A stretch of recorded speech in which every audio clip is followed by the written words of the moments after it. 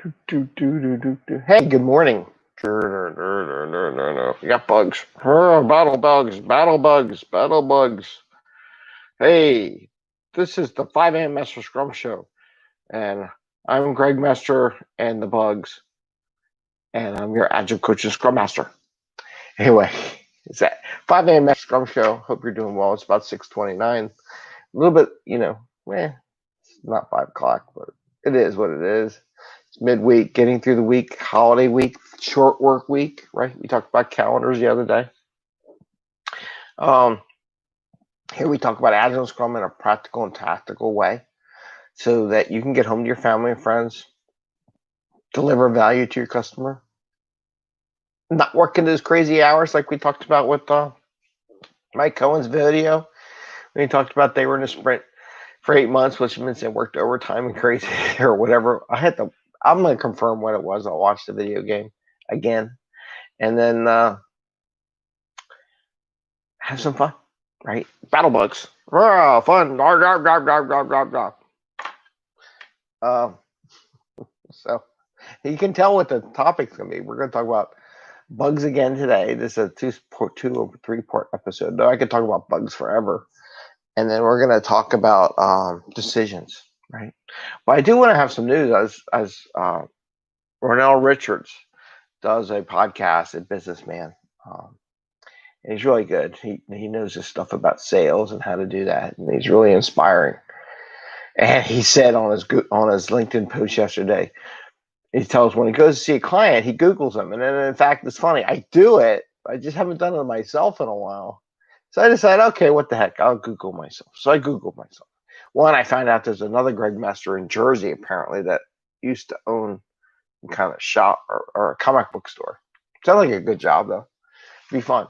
And then there's another Greg Mester down in Florida, and there may be another one somewhere else. But there's only one Greg Mester who is the Agile cheerleader on LinkedIn. So if you look Agile Greg Mester and you see Agile cheerleader, that's me.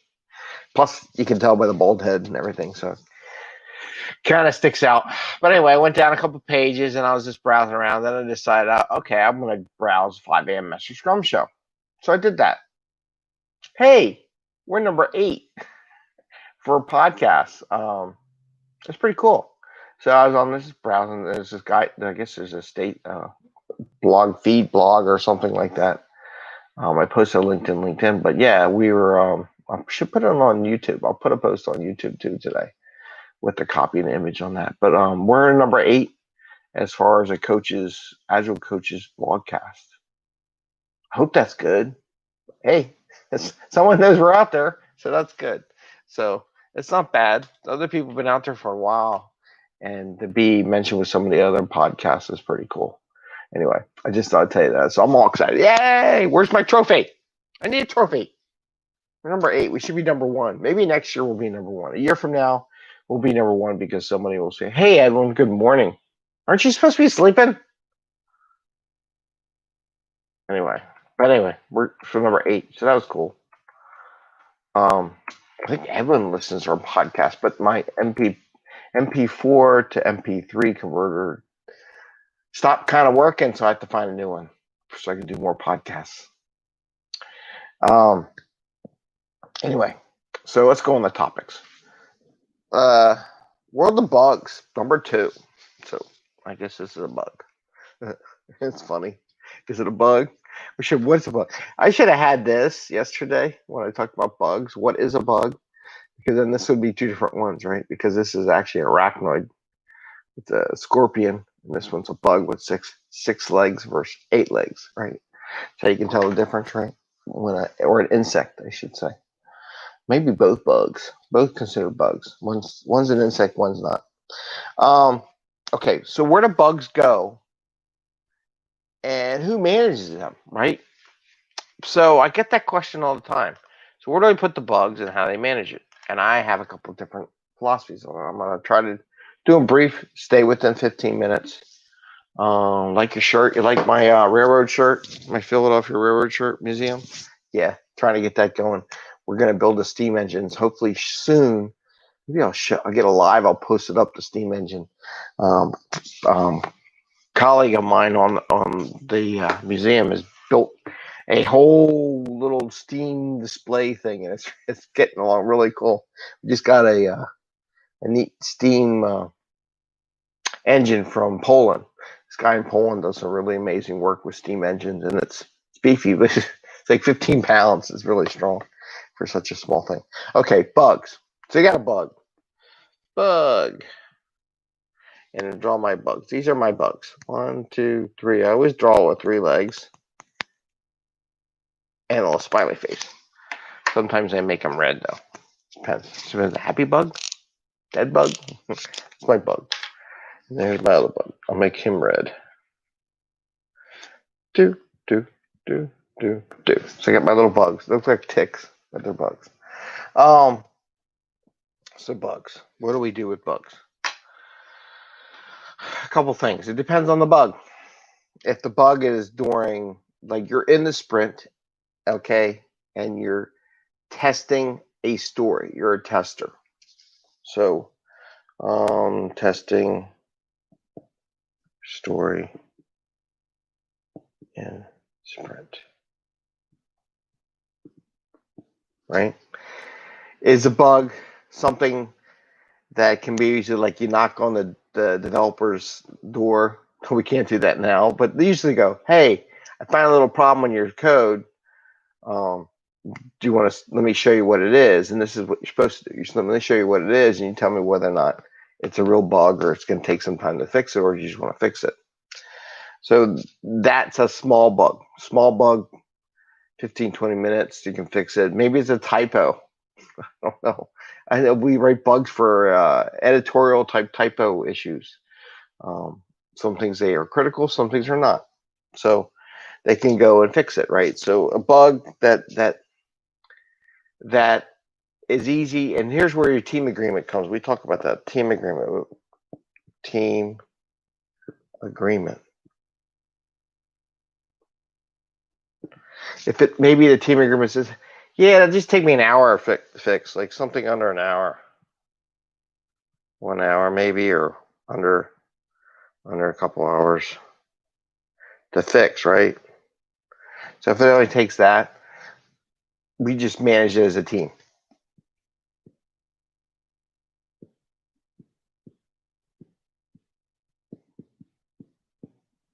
So something doesn't take a lot of effort. It could be something fixed. It gets managed by the team. Okay, you may point it, you may not point it. You may just have a little thing because it's only a couple hours with a quick little fix. I messed that up. Sorry, I'll fix that. My only question is if it's a technical thing for data, then why isn't your unit test finding it? But that's another story. But let's say it's found in the sprint or outside the sprint as you actually, the code is already gone. Post sprint.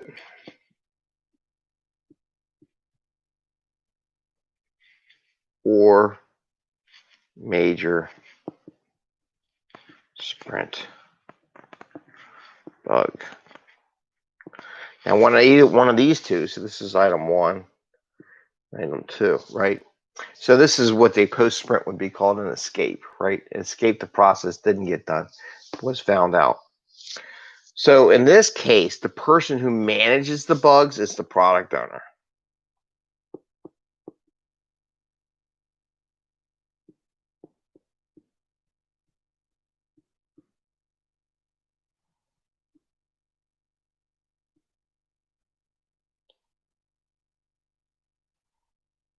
Oh, that's a terrible drawing on product owner. I won't do it. Product owner, make him an alien or something.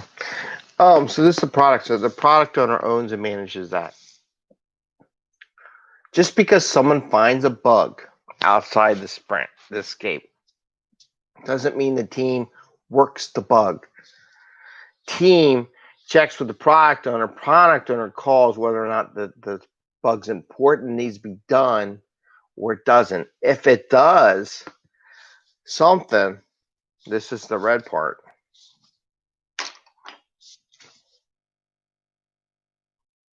Something has to move out of sprint This is the part that everybody forgets. So you found a bug, whether it be a major bug during the sprint, like a major bug, greater than a day. So something greater than a day to go solve. A day's a lot of time. It's 8 hours worth of coding. It's a lot of hours. If you spent 8 hours on one thing and it took you more than that to fix the bug, you got a major problem, okay? Everybody says, oh, it's only a day. No, seriously, if you sat for 8 hours and worked on one thing for 8 hours, because I'm telling you, if you're going to drop this sucker in, get it fixed, right? It's a lot of work. It's a lot of coding. Tells you got something really wrong in your code. But something has to move out, and that's why the product owner is involved. Because you already did your backlog, you already did your plan, you already figured it out. But the product owner has to decide whether or not it really needs to be done, because it depends on the value of the product, right? Or your value. So that's all I want to say about who manages it. Like where does it go, and it decides. It may go in the backlog. The product owner can make the decision. Does it go in the sprint or does it go in the backlog for another sprint day? Okay, so that's how that works. Because a lot of people ask me, how does that work? And that's the person who makes the call. It's not the development team. Because the development team doesn't decide on value to the customer. That's the product owner's job. Sound good? Okay. I think Edwin fell asleep while he's watching the show. Okay. Now decisions are made. People. So I kind of wrote some notes because, I read those books and they make me think about stuff. People say decisions are hard, but my question is, are they really? I think people overthink making decisions sometimes. Let's say you have two things in the backlog that are priority one, quote, priority one. We heard that. They're all priority one. We got to get them all done. They're all priority one. And you're like, okay, sure. Like that's really going to happen. I wonder sometimes if people actually listen to themselves. Okay. So you got two items, equal priority, kind of both priority one. So here's some questions. Help you make the decision. First, I check the customer data for usage, whatever. If this item would have a high impact, like this is something that the customer uses a lot. The data, like is it a high activity page or a high activity operation? And then, check the value. Try to, how much value does this activity bring? Use that Moscow. Will give us cash now, my Moscow, which also includes make us money now, right? Versus avoid expenditure of money, right? So if it's make us money now, yes. If it's the avoid expenditure, maybe it's number two.